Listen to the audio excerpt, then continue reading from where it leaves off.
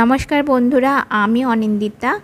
আমি আজকে আপনাদের জানাবো অম্বুবাচী 2024 সালে কবে হবে, কেন পালন করা হয় অম্বুবাচী, অম্বুবাচীর সময় কি কি করবেন, কদিন থাকবে এই অম্বুবাচী, কি কি করবেন না, কি খাবেন, সমস্ত কিছু আমি আজ জানাবো।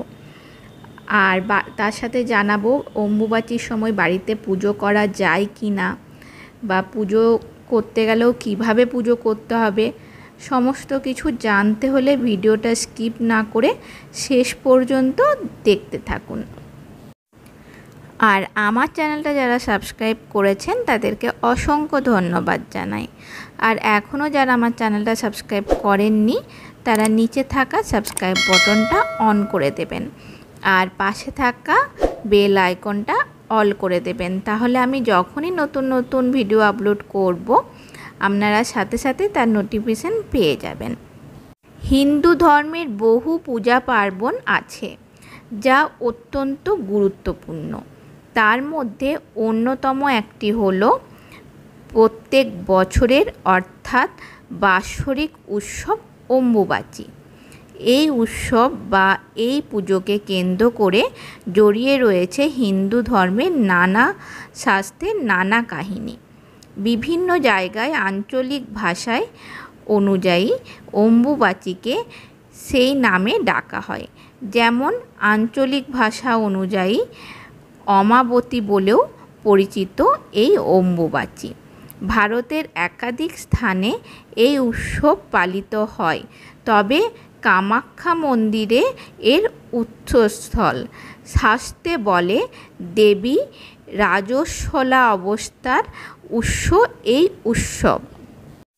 এবার জানাই এবছর অম্বুবাচী কবে কখন পড়েছে, কখন থেকে শুরু হবে সব কিছুই।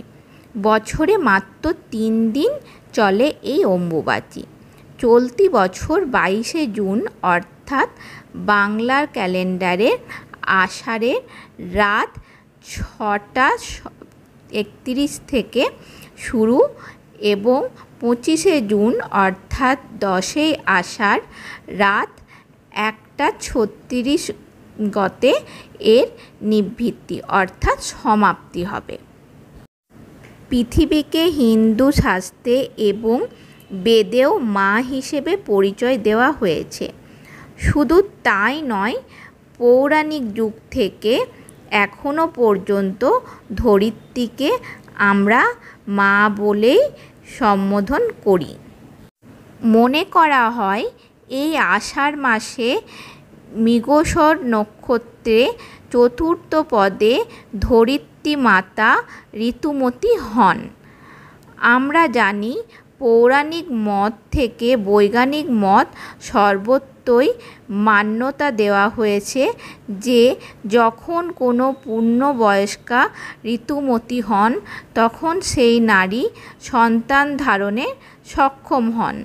মনে করা হয় তাই অম্বুবাচীর পর ধরিত্রীও শস্য শ্যামলা হয়ে ওঠে। এই অম্বুবাচীর সঙ্গে জড়িয়ে রয়েছে বিভিন্ন হিন্দু ধর্মের আচার অনুষ্ঠান। এই 3 দিন সন্ন্যাসীরা বিশেষভাবে নিজেদের সাধনা করেন। 3 দিন পর অম্বুবাচী শেষ হলে বিভিন্ন মাঙ্গলিক অনুষ্ঠান এবং চাষাবাদ শুরু হয়, কারণ সেই সময় চাষও বন্ধ রাখা হয়। কামাখ্যা মন্দিরে অম্বুবাচীর সূত্রপাত হওয়ার কারণ বলে মনে করা হয় যে সতী দেবীর 51 খণ্ডের মধ্যে বিশেষ খণ্ড গর্ভ এবং যোনি পড়েছিল কামাখ্যায়। তারপর থেকে সতীপীঠের অন্যতম হল আসামের এই কামাখ্যা মন্দির। এটি তন্ত্র সাধনার অন্যতম পীঠস্থান। প্রতি বছর এই 3 দিনে কামাখ্যা মন্দিরে বিশেষ উৎসব এবং মেলার আয়োজন করা হয়। দেশ বিদেশ থেকে বহু মানুষ এসে ভিড় জমায়। প্রচলিত বিশ্বাস অনুযায়ী ঋতুকালে মেয়েরা নাকি অশুচি থাকেন, আর তাই মনে করা হয় এই সময় ধরিত্রী মাতা অশুচি থাকেন।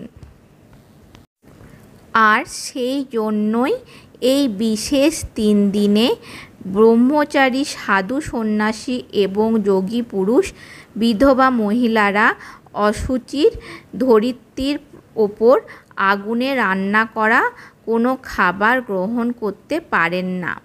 ফলমূল খেয়ে এই 3 দিন তাদের কাটাতে হয়।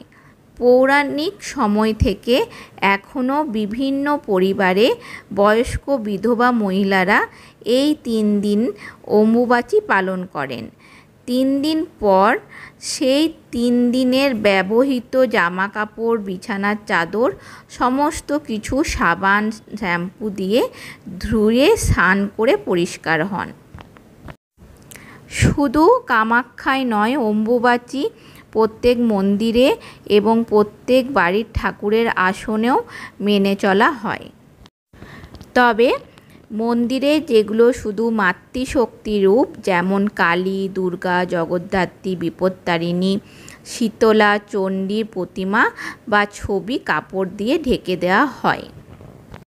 এরপর জানাই বাড়িতে কিভাবে পুজো করবেন বা কিভাবে এই সময় পুজো করা উচিত। অম্বুবাচী চলাকালীন পুজো করার সময় মন্ত্রপাঠ করা উচিত না। শুধুমাত্র ধূপ ও প্রদীপ জ্বালিয়ে প্রণাম করবেন।